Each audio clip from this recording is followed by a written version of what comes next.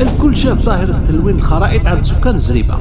الشعب اللي يصور وعنده مشكل مع التاريخ أكيد راح يكون عنده مشكل مع الجغرافيا ومع الخرائط.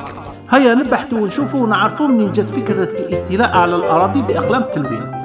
الكل راح يقول لي علال الفاسي. نعم علال الفاسي، ولكن من جت الفكرة وهو رئيس حزب. الفكرة بدأت من هذه الصحيفة الفرنسية اللي تنشرت سنة 1879. اسمعوا واش يقول خونا كادر.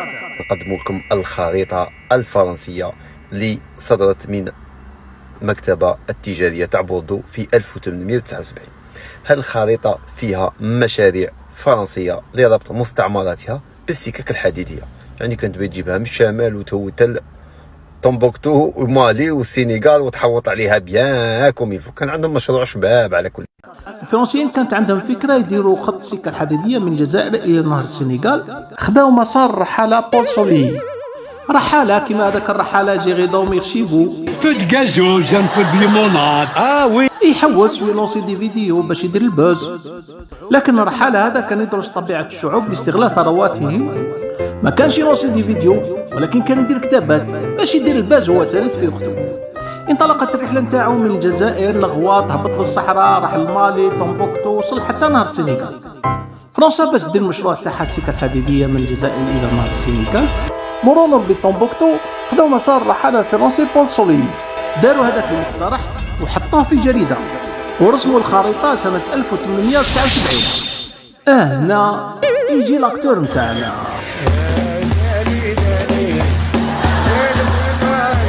علال نشوف ديك الخزرة يا خويا. علال الفاسي هذا هو سياسي ورئيس حزب وأديب، يعني يعرف يبلعط. ما راهو لا الرحالة بن بطوطة، لا مختص في الجغرافيا، لا يعرف يرسم الخرائط.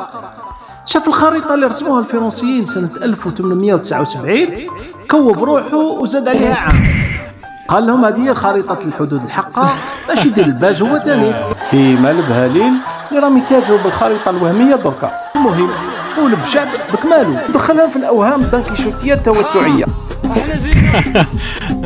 وزاد قول بالعلويين وخلاهم يحطوها في الدستور. عجبتهم لأنهم كانوا كل ما يتشمروا يبيعوا قطعة من أراضيهم.